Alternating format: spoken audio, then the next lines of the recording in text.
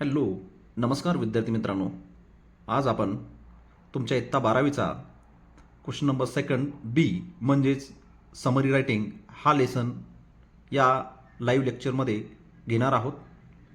तरी या चॅनलवरती आपण जर नवीन असाल तर या चॅनलला सबस्क्राईब करा आणि बेल आयकॉनचं बटन दाबा, जेणेकरून आपल्याला नवीन नवीन व्हिडिओ पाहण्याची सुविधा उपलब्ध होईल.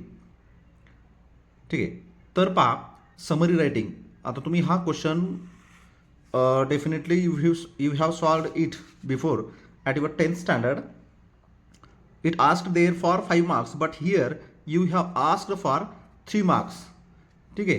तर या 3 मार्कामध्ये आपल्याला समरी रायटिंगसाठी हे आवश्यक पॉईंट्स आहेत. पहा, मी इथं थोडक्यात सांगणार आहे आणि त्याच्यानंतर समरी रायटिंगमध्ये काय करायचं आणि काय करायचं नाही थोडंसं फास्टली घेतो.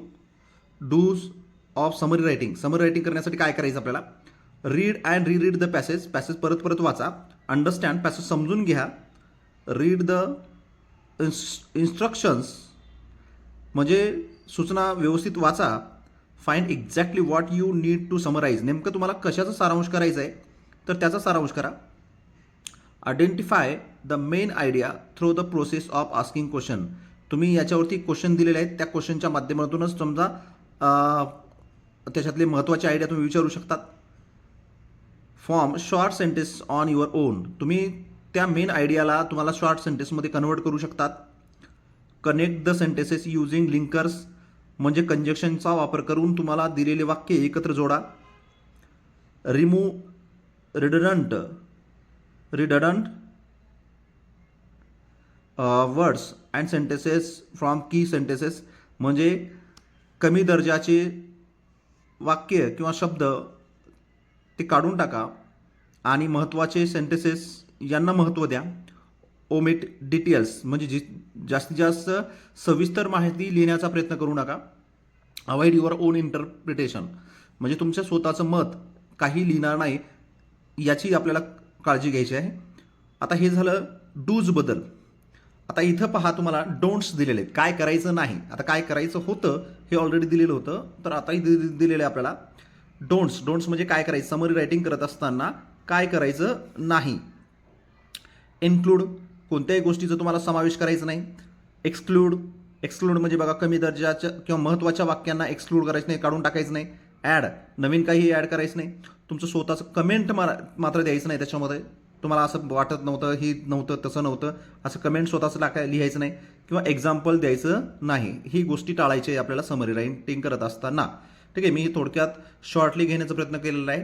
डूज आणि तसेच डोंट्समध्ये पहा, हे दोन्हीही पॉईंट समजून घ्या. कदाचित तुमच्याकडे तुम्ही स्क्रीनशॉट काढून परत परत वाचू शकतात किंवा रिपीट हा लेक्चर तुम्ही ऐकू शकतात.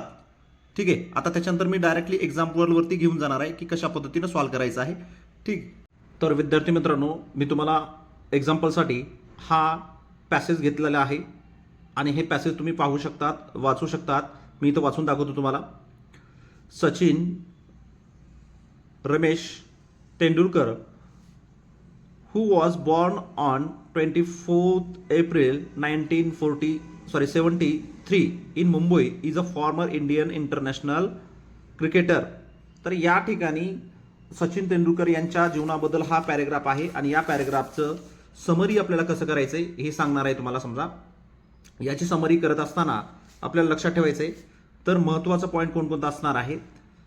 त्यानंतर त्यांचा जन्म इथे दिलेला आहे, मुंबई या ठिकाणी झालेलं आहे आणि फॉर्मर इंडियन क्रिकेटर होते, ही कॅप्टन होते हे देखील सांगितलेलं आहे. आणि त्यानंतर पुढे जर पाहायला गेलात तर he is regarded as one of the greatest batsman of all time, often referred as a God of cricketer by Indian cricket followers. आता इंडियन क्रिकेट फॉलोअर्सच्या माध्यमातून त्यांना गॉड ऑफ क्रिकेटर असं म्हटलं जातं आणि जगातलं एकमेव असं बॅट्समॅन आहे, ग्रेटेस्ट बॅट्समॅन आहे असं देखील या पॅरेग्राफमध्ये सांगितलेलं आहे. He made his debut on 15th November 1989 against Pakistan in Karachi at the age of 16. वयाच्या 16व्या वर्षी पाकिस्तान विरुद्ध सामन्यात त्यांनी पदार्पण केलं. कराची या ठिकाणी तो मॅच होता. कधी झालेला आहे? 15 नोव्हेंबर 1989 साली असं या ठिकाणी सांगण्यात आलेलं आहे. पुढं त्याच्यानंतर तुम्ही पाहू शकतात की वयाच्या 16व्या वर्षी त्यांचं क्रिकेटमध्ये इंटरनॅशनल लेवलवरती पदार्पण झालं. पुढे he is the only player to have scored 100 international centuries and only player to have scored 100 international centuries and player to complete more than 30,000 runs in international cricket. तो एकमेव खेळाडू असा आहे जो शतकांचा शतक केलेला आहे आणि एकमेव असाही खेळाडू आहे ज्यांनी 30,000 रन्स इंटरनॅशनल लेवलवरती त्यांनी बनवलेले आहेत. ठीक आहे. He was train under the able guidance of Ramakant Achrekar sir. त्यांनी रमाकांत आचरेकर सर यांच्या मार्गदर्शनाखाली प्रशिक्षण घेतलं होतं.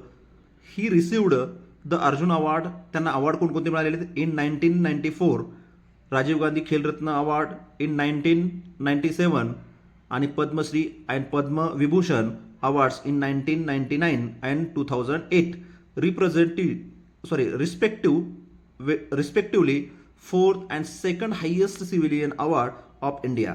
आणि हे 4 अवॉर्ड्स त्यांना देण्यात आलेले आहेत. ठीक आहे. He was also awarded the Bharat Ratna highest civilian award of India in 2013. आणि 2013 मध्ये आपल्या भारताचा सर्वोच्च मानणारा नागरी पुरस्कार म्हणजेच भारतरत्न या अवॉर्डने देखील त्यांना सन्मानित करण्यात आलेलं आहे, हे देखील सांगितलेलं आहे. He is a devotee of the deity Ganesha. आणि त्यांनी गणेशावरती विश्वास देखील ठेवतात, हे देखील सांगितलेलं आहे. आता पहा, याला शॉर्टमध्ये रूपांतर करायचे. समरी म्हणजे काय बरं? सारांश लेखन करायचे. सारांश म्हणजे काय? हे जो दिलेलं पॅरेग्राफ आहे या पॅरेग्राफला 1/3 मध्ये करायचंय. पहा, लहान पॅरेग्राफ, परंतु याच्यामध्ये एक लक्षात ठेवायचं, आपल्याला याचं टायटल देखील निवडावं लागणार आहे. टायटल म्हणजे समजा या पॅसेजला आपल्याला शीर्षक द्यायचंय, नाव द्यायचंय. पहा, म्हणजे हे पॅरेग्राफ किंवा पॅसेज कशाबद्दल आहे बरं? सचिन तेंडुलकर बद्दल आहे. आता तुम्ही डायरेक्टली सचिन तेंडुलकर लिहू शकतात किंवा गॉड ऑफ क्रिकेटर लिहू शकतात किंवा सचिन तेंडुलकर किंवा सचिन रमेश तेंडुलकर किंवा Sachin Ramesh Tendulkar God of cricket असं तुम्ही काहीही लिहू शकता. ठीक आहे. हां, डिपेंडिंग अपॉन यू, तुमच्यावरती डिपेंड आहे. आता याचं महत्त्वाचे पॉईंट आपण काढण्याचा प्रयत्न करूया. आता मी इथं या शब्दाला महत्त्वाचं पॉईंट मानेन. कोणतं बरं? सचिन रमेश तेंडुलकर हा. ठीक आहे. त्याच्यानंतर इथून फॉर्मर इंडियन इंटरनॅशनल कॅप्टन, हे देखील आपल्याला महत्त्वाचं पॉईंट आहे. ठीक आहे. त्यानंतर टीम. पुढे ही इज असाही आपल्याला म्हणता येईल बघा. One of the greatest batsman, हे देखील सांगता यायला पाहिजे. पहा, ते इनकम्प्लीट माहिती राहते म्हणून. ग्रेटेस्ट बॅट्समॅन ऑल टाईम अशा पद्धतीचं, म्हणून त्यांना गॉड ऑफ क्रिकेट देखील म्हटलं जातं. हेही शब्द महत्त्वाचा आहे. त्याचनंतर पोस्ट डेब्यूट केव्हा झालेलं होतं हे देखील इथं लिहावं लागेल आपल्याला. या ठिकाणी अगेन्स्ट कोणाच्या अगेन्स्ट झालेलं होतं? पाकिस्तानच्या अगेन्स्ट झालेलं होतं. हेही महत्त्वाचं पॉईंट आहे. त्यानंतर पुढे आपल्याला जर बघितलं तर पुढचा पॉईंट आहे बघा, त्यांचे रेकॉर्ड्स इथे दिलेले आहेत. ही इज ओनली, आता ही स्कोर्ड किंवा रेकॉर्डेड, काय काय केलेलं बरं त्यांना रेकॉर्ड? त्यांनी तर scored 100 international centuries, 100 international centuries हे रेकॉर्ड आहे इथं आपल्याला म्हणता येईल. त्याच्यानंतर पहा, हे एक रेकॉर्ड आहे त्यांचं 30,000चं. आणि त्यानंतर पुढे त्यांना अवॉर्ड कोणकोणते मिळालेले आहेत यांचं कलेक्शन करावं लागलं. महत्त्वाचे पॉईंट काढत असताना अर्जुन अवॉर्ड इथे दिलेले आहे, राजीव गांधी खेलरत्न अवॉर्ड दिलेलं आहे, त्याच्यानंतर पद्मश्री दिलेलं आहे, पद्मविभूषण दिलेलं आहे आणि भारतरत्न देखील दिलेलं आहे. ठीक आहे. हे महत्त्वाचे पॉईंट आहेत तुमच्यासमोर. स्क्रीनशॉट काढून घेऊ शकतात आणि यांचं मी डायरेक्टली तुम्हाला लिहिलेली आन्सर शीट दाखवणार आहे की नेमकं कशा पद्धतीने महत्त्वाचे पॉईंट काढलेले आहेत आणि त्यांचं आन्सर कसं लिहायचं आहे. ठीक आहे. तर चला पहा, आन्सर शीट पाहू शकता तुम्ही. तर इथं तुमच्यासमोर लिहिलेलं आहे. तुमच्याकडे तुम्ही स्क्रीनशॉट देखील घेऊ शकता किंवा व्हिडिओ रिपीट पाहू शकता. या पद्धतीने आपल्याला आन्सर लिहिलेलं आहे हे पाहू शकता. This is the answer of summary writing. पेजचा वापर आपल्याला परत असंच करायचा आहे. दोन्ही साईडनं रेषा ओढायच्यात आणि समरी रायटिंग असं लिहायचं आहे. ठीक आहे, धन्यवाद.